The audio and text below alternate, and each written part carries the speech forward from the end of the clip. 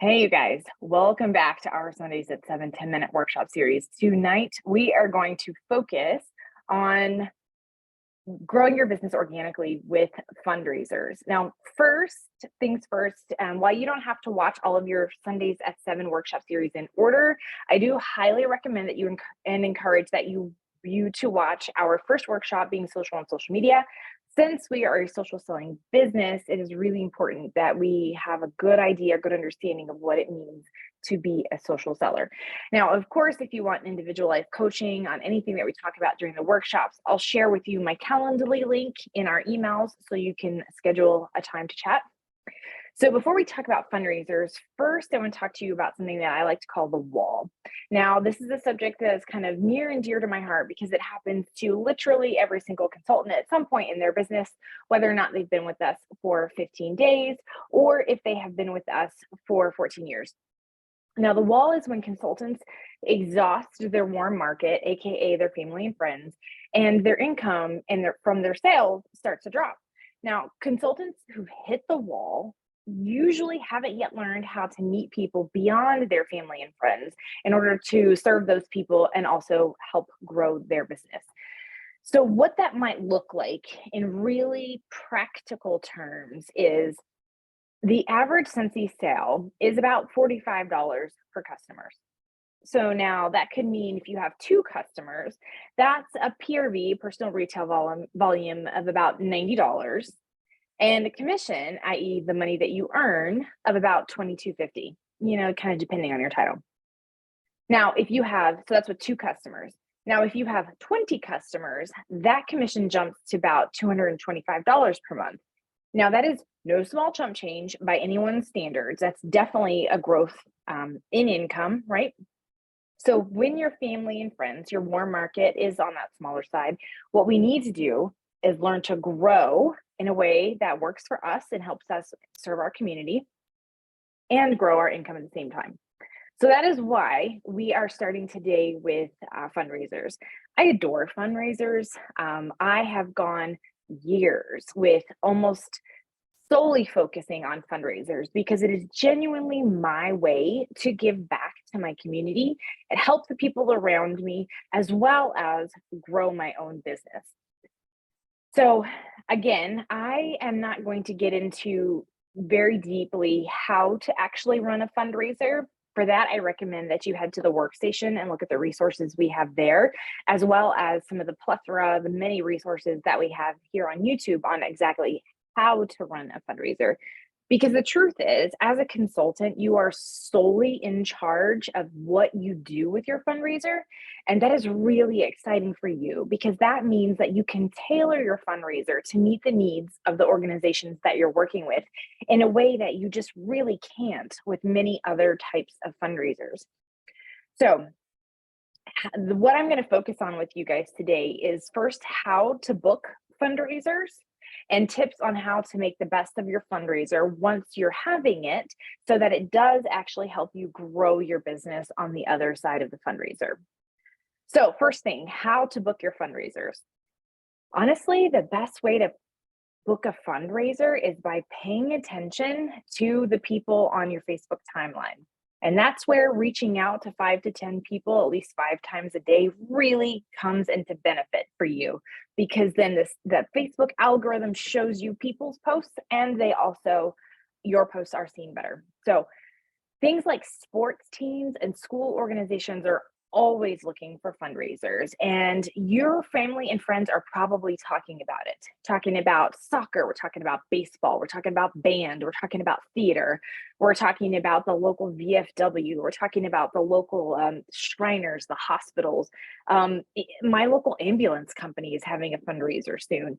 These folks are always looking for money. So the best way for you to get a hold of them is to find out who the fundraising chair for that organization is. And you can find that out either through the organization or you can maybe even just ask your friend.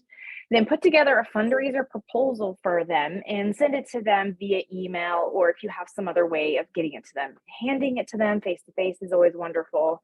And then once you get them the fundraising proposal, make sure you follow up within a week or so to make sure that they don't have any questions. And also maybe sort of get some closure for you to see if they've decided not to go with you. That way you're not always wondering, right? So there's lots of good reasons to follow up with them. But I promise you, there are many people already on your Facebook timeline who are looking to raise some money. Another thing that I like to do every single fall, especially in October, is I like to poll my customers and ask them who their favorite charitable cause is. And then I offer to hold a fundraising with them for that organization. Now, the reason that can be so powerful, especially in the fall, is because there are people out there who don't necessarily feel comfortable doing things for themselves when it comes time to be in the holiday gift giving season, but they are more than willing and they are very comfortable helping to raise money or have products for other organizations, especially in the fall. Folks feel incredibly charitable in the fall. And so whenever you're watching this now, if you wanted to flip through your calendar, flip to the beginning of September or maybe the middle of September and start charting out who you might talk to over the next few months, you might find yourself with a handful of fundraisers just in time for the holiday season.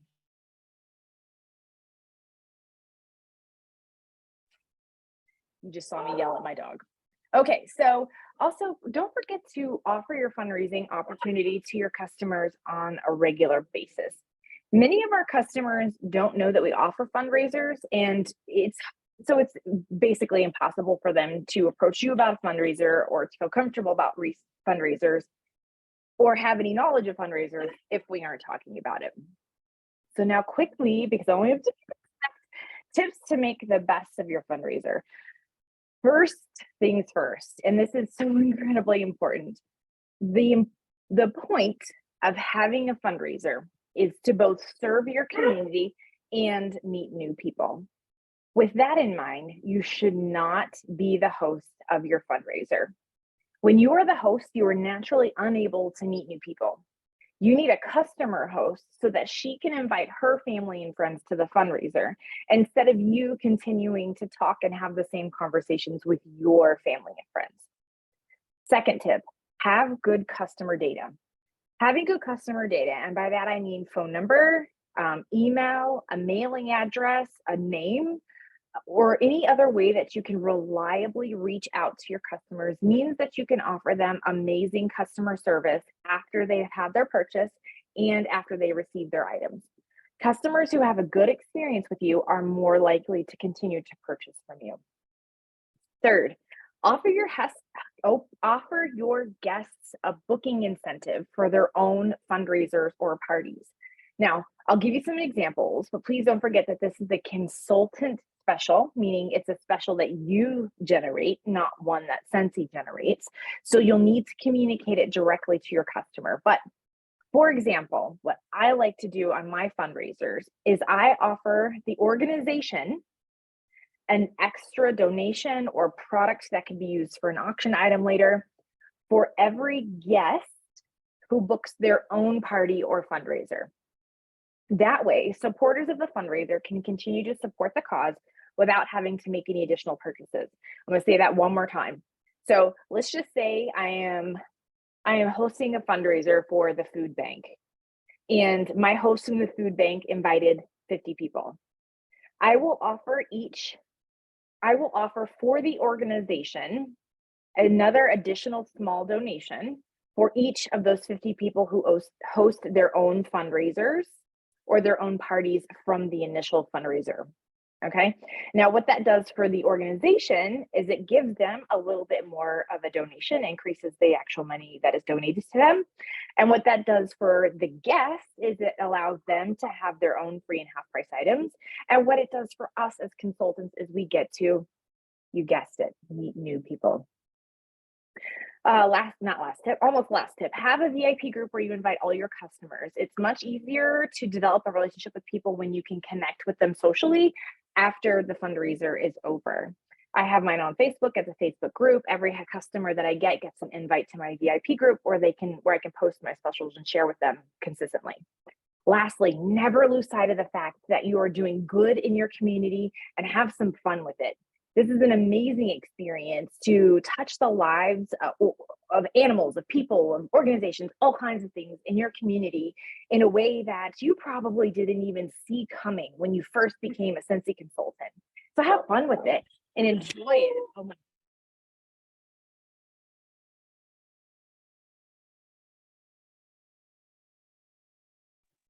And thankfully, that is what I had to say on that.